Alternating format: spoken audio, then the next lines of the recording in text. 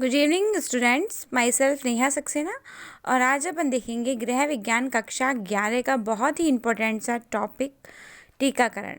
रोग प्रतिरोधक क्षमता के अंतर्गत होने वाला टीकाकरण। तो चलिए इस वीडियो को स्टार्ट करते हैं। इससे पहले मैं आपसे रिक्वेस्ट कर ही देती हूँ कि अगर अभी तक आपने मेरे चैनल को सब्सक्राइब नहीं किया है तो फटाफट से सब्सक्राइब कर दीजिए।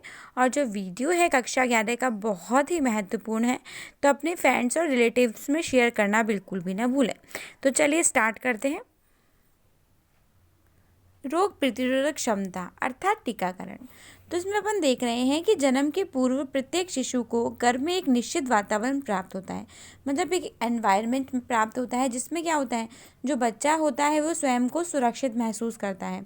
अतः गर्भकालीन जो विकास होता है वो आंतरिक वातावरण ही उसके स्वास्थ्य को प्रभावित किंतु जन्म के समय उसे प्रतिपल एक नया वातावरण प्राप्त होता है, एक नया इन्वायरमेंट उसे प्राप्त होता है जो निरंतर क्या करता है, उसका जो डेवलपमेंट होता है, स्वास्थ्य होता है, उसको प्रभावित करता है।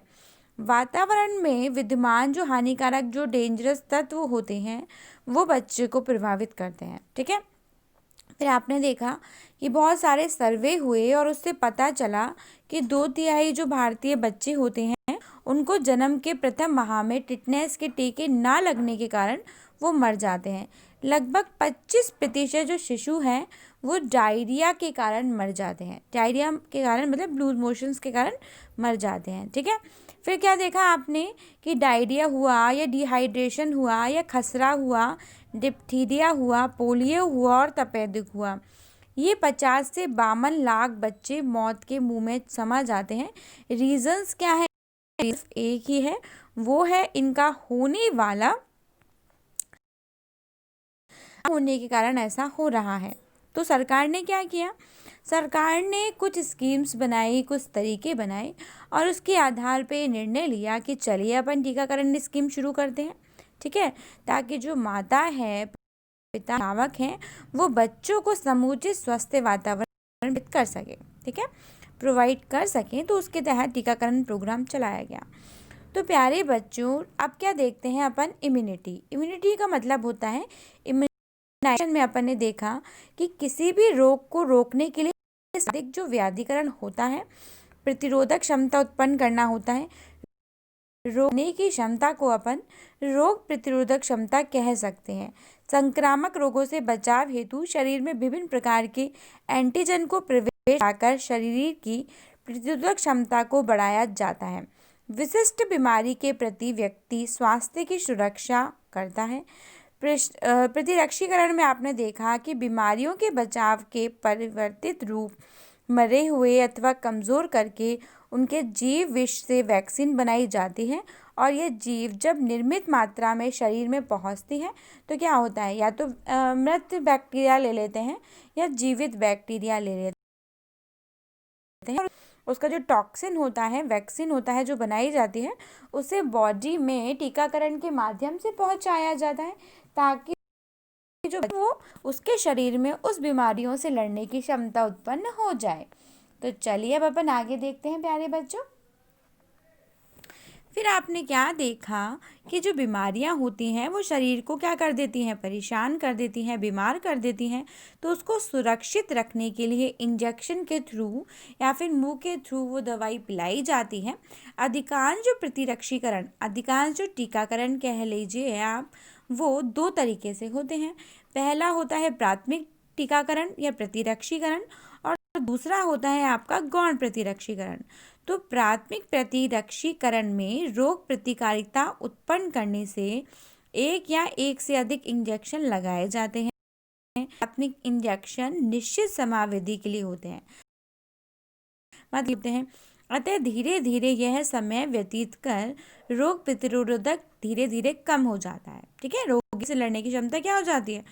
कम आती है। भाई कम हो जाएगी तो उसको मेंटेन करने के लिए दूसरा प्रतिरक्षीकरण किया जाता है, जिसे अपन क्या कहते हैं? प्राथमिक प्रतिरक्षीकरण की होने के बाद प्रतिरक्षीकरण किया जाता है। इसे बूस्टर डोज कहते हैं। यदि प्राथमिक प्रतिरक्षीकरण की अवधि होने से गौण प्रतिरक्षीकरण की नहीं किया जाता तो रोगों से होने की संभावना अधिक हो जाती है। ठीक है। चलिए, अब अपन ने देखा कि रोगों से बचाव के विभिन्न प्रतिरक्षीकरण के टीके। अब कुछ टीके हैं, कुछ बीमारियां मैंने आपको बताई, 6 मेजर बीमारियां हैं, चाहे वो तपेदिक हो, टीबी जिसको अपन बोलते हैं, डिप्टीरिया हो, कुकर खांसी हो, टिटनेस हो, पोलियो हो, या फिर आंत का ज्वर हो या हैजा हो। इन सब से बीमारी सरकार ने कुछ सुविधाएं प्रोवाइड की हैं। तो देखिए, चेचक का टीका, भयंकर बीमारी वर्तमान समय में इस समय पर नियंत्रण कर लिया गया है।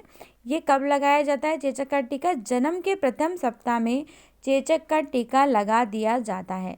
चेचक के टीके का आविष्कार जेनर ने 1798 में किया था। अपने प्रयोगों द्वारा पॉक्स, जिसको स्मॉल पॉक्स से सुरक्षा मिलती है।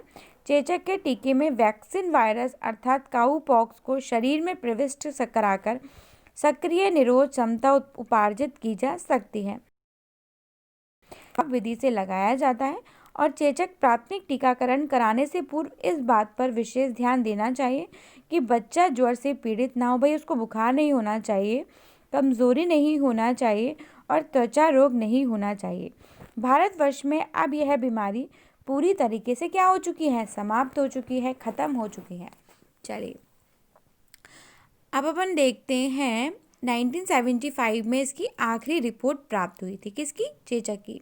नेक्स्ट है तपेदिक या टीका, जिसको अपन बीसीजी कहते हैं। तपेदिक या शहर बचाव के लिए बीसीजी का टीका लगाया जाता है। भाई, क्वेश्चन यही बन जाता है, तब के लिए किसका टीका लगाया जाता है? तो यह बीसीजी का टीका लगाया जाता है। यह टीका जन्म के प्रथम माह में ही लगा दिया जाता है और 5 से 7 वर्ष के बाद पुनः टीका लगाना चाहिए। बीसीजी, बैसिली, क्लाइमेट एंड ग्यूरेटेरिन, ये 3 व्यक्ति थे, 3 मनोवैज्ञानिक कह लीजिए, वैज्ञानिक कह लीजिए। उन्होंने बीसीजी का टीके का इजाद किया था, बनाया था। तो उन्होंने सोचा कि भाई हमारा नाम फेमस हो जाना चाहिए, तो उन्होंने अपने नाम पे ही तपेदिक का टीका स्टार्ट कर दिया। बीसीजी का टीका लगाने के लिए ट्यूबरक्यूलिन टेस्ट किया जाता है। टीका केवल उन्हीं को लगाया जाता है जिनका ट्यूबरक्यूलिन टेस्ट नेगेटिव होता है। यह टीका बाह के ऊपरी भाग में लगाया जाता है। टीका लगाने के बाद 6 सप्ताह में 3 माह में के बीच गांठ का निर्माण हो जाता है और यह 3 माह तक बनी रहती है। यदि यह गांठ अधिक समय तक बनी रहती है तो चिकित्सक से सलाह लेनी चाहिए। नेक्स्ट आपने देखा है डिप्टीरिया, कुकर खांसी और टिटनेस, डीपीटी और ट्रिपल एंटीजन वैक्सीन, कुकर खांसी, डिप्टीरिया, तीनों रोगों के जीवाणुओं का विष मिलाकर के तैयार की जाती है। तब में यह टीका तीसरे, चौथे और 5वें महीने में बाद बूस्टर का टीका दूसरे वर्ष में लगवाना चाहिए। इसका बच्चा आक्रमण अवधि से सुरक्षित हो जाता है। इस टीकाकरण के बाद बच्चे को बुखार आता है तथा टीकाकरण का स्थान पर पीला होता है। ज्वर तथा पीला को नियंत्रित रखने के लिए चिकित्सक से दवा लेनी चाहिए। ज्वर सामान्यतः 24 घंटे है, यदि अधिक समय तक रहे तो चिकित्सक से परामर्श लेनी चाहिए, मतलब डॉक्टर चाहिए। नेक्स्ट आपने देखा पोलियो के टीके, पोलियो वैक्सीन जिसको कहते हैं। पोलियो रोग से उपचार की कोई भी अवधि उपलब्ध नहीं होती, इसलिए इसे टीके लगवाना जाना नितांत आवश्यक होता है। आजकल पोलियो का आपने देखा है, अमिताभ बच्चन का है 2 बूंद जिंदगी की, टीके लगाया जाना बहुत ज़रूरी है।